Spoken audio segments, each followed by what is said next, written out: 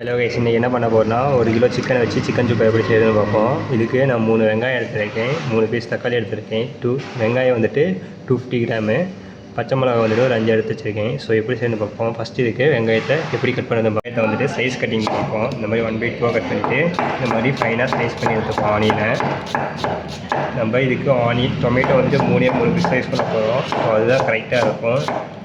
So தக்காளி அதிகமாக போட்டிங்கன்னா ஒரு மாதிரி புளிப்பாக இருக்கும். ஸோ அதனால் தக்காளி வந்துட்டு 3 பீஸ் வந்து போதுமான அளவுக்கு.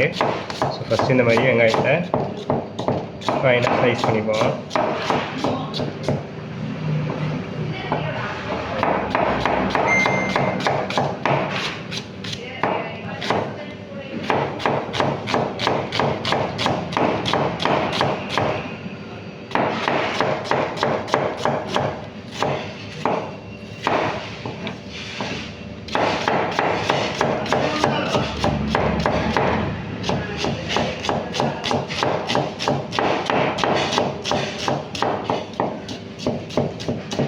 ஸோ அவ்வளோதான். இப்போ வெங்காயம் கட் பண்ணியாச்சு. இது கூடவே இப்போ எடுத்து வச்சுருக்க தக்காளியும் கட் பண்ணிப்போம்.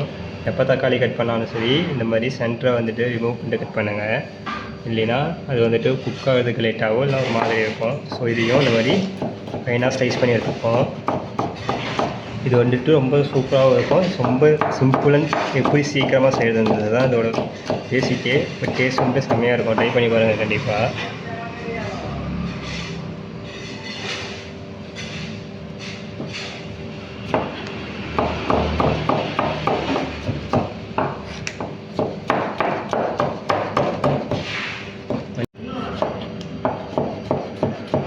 இந்த மாதிரி தக்காளியும் வந்துட்டு நம்ம ஃபைனாக ஸ்லைஸ் பண்ணி எடுத்துப்போம்.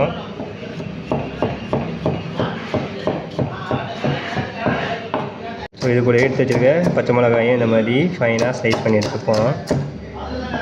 ஸோ இந்த மாதிரி குட்டி குட்டியாக கட் பண்ணி வைக்கணும்.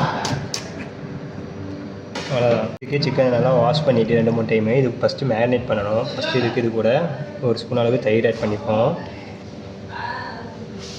இது கூடவே ஒரு 1/4 ஸ்பூன் அளவுக்கு மஞ்சள் தூள் ஆட் பண்ணிப்போம். இது கூடவே கலருக்காக ஒரு ஸ்பூன் அளவுக்கு காஷ்மீரி சில்லி பவுடர் மட்டும் ஆட் பண்ணிப்போம்.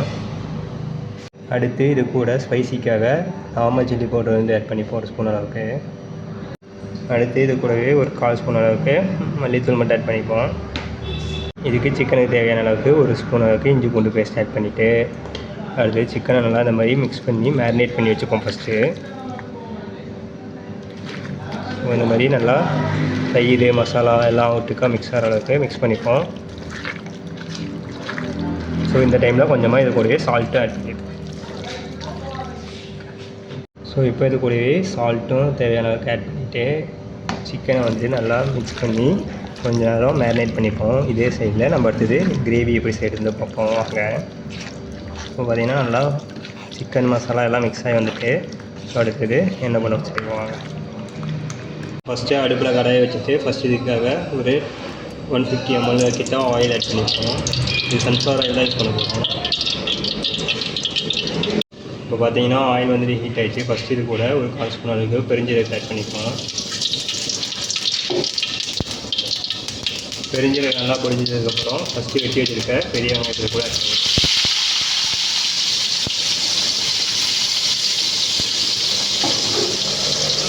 ஆனியன் ஆட் பண்ணிட்டு நல்லா கோல்டன் ப்ரௌன் ஆன அளவுக்கு நல்லா சாட்டே பண்ணிப்போம். ஃபஸ்ட்டு ஆனியனை இதுக்கு வந்துட்டு நல்லா ஃபைன் கோல்டன் ப்ரௌன் அளவுக்கும் லைக் ஃப்ரையான மாதிரி நல்லா ஆனியன் வந்துட்டு சாட்டே ஆகணும். அந்தளவுக்கு மிக்ஸ் பண்ணி எடுத்துக்கோங்க. ஸோ இந்த மாதிரி நல்லா மிக்ஸ் பண்ணி விட்டுக்கோங்க. நல்லா லைக் கோல்டன் ப்ரௌன் ஆகணும் ஆனியன் வந்துட்டு. அது வரைக்கும் நல்லா குக் பண்ணணும். ஸோ இப்போ பார்த்தீங்கன்னா ஆனியன் பார்த்தீங்கன்னா இந்த அளவுக்கு நல்லா கோல்டன் ப்ரௌன் அளவுக்கு ஃப்ரை ஆகணும். இந்த டைமில் மசாலாக்காக ஒரு ஸ்பூன் அளவுக்கு இஞ்சி பூண்டு பேஸ்ட் ஆட் பண்ணிப்போம். ஆட் பண்ணிட்டு இஞ்சி பூண்டு பச்சை வாசனை போகிற அளவுக்கு நல்லா மிக்ஸ் பண்ணிப்போம்.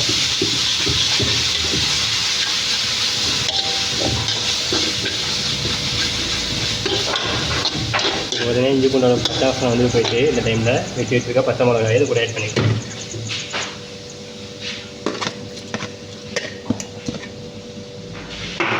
பச்சை மிளகாய் ஆட் பண்ணிட்டு லைட்டாக மிக்ஸ் பண்ணி விட்டுட்டு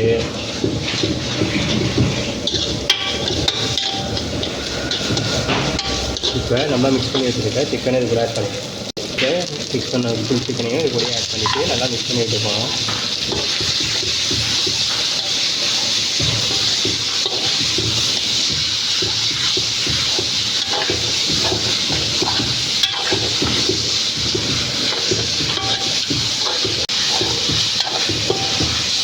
இந்த மாதிரி சிக்கனை வந்துட்டு நல்லா அடிப்பிடிக்காத அளவுக்கு நல்லா மிக்ஸ் பண்ணி விட்டுக்கலாம்.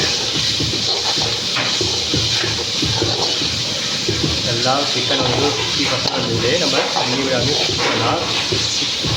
இந்த மாதிரி சிக்கனை ஃபஸ்ட்டு மிக்ஸ் பண்ணி விடணும் நல்லா அடிப்பிடிக்காத அளவுக்கு. ஃபஸ்ட்டாக நம்ம சிக்கனுக்கு தண்ணி ஆட் பண்ணவே போகல, கொஞ்சம் நேரம் கழிச்சு தான் சிக்கனுக்கு தண்ணி ஆட் பண்ணவே போகிறோம். ஸோ அதனால் அதுவும் அதிக தண்ணி கூட ஆட் பண்ண போகிறது கிடையாது, ஒரே ஒரு டம்ளர் தான் ஆட் பண்ண போகிறோம். ஸோ அதனால் சிக்கனை மேக்ஸிமம் அதோட வாட்டர்லேயே குக் பண்ண போகிறோம். அதுக்கு அப்போ தான் நல்லா டேஸ்ட் வரும். அதுக்கு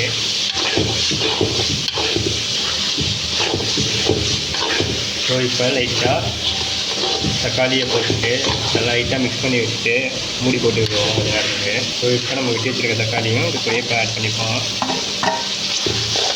இன்னும் சைடில் ஆல்ரெடி சிக்கன் வந்து தண்ணி வந்துச்சு. ஸோ லைட்டாக நம்ம இப்போ என்ன பண்ணுவோம்னா கொஞ்சம் நேரம் மூடியை போட்டு வச்சுட்டு ஸ்லோ ஃப்ளேமில் அப்படியே சிக்கன் குக் ஆகிறதுக்காக விடுவோம்.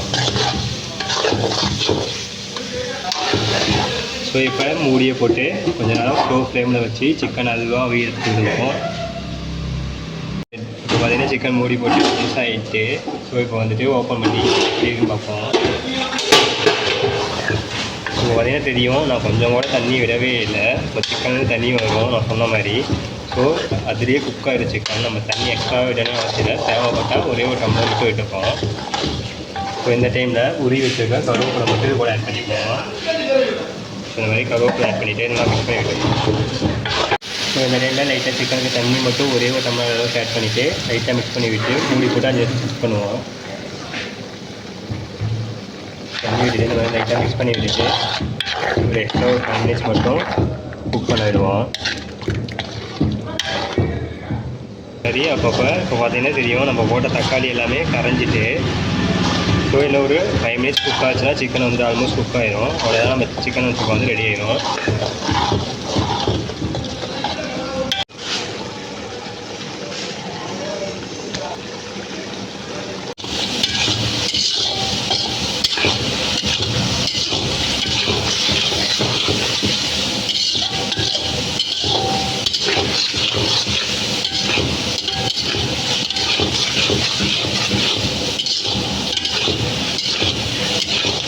இப்போ பார்த்தீங்கன்னா ஆயிலில் பிரிஞ்சு வந்து நம்மளோட சிக்கன் சுக்கா வந்து ரெடி ஆகிடுச்சு. ஸோ இதை நீ பிளேட்டிங் பண்ணிவிட்டு நீ சர்வ் பண்ண வேண்டியது தான்.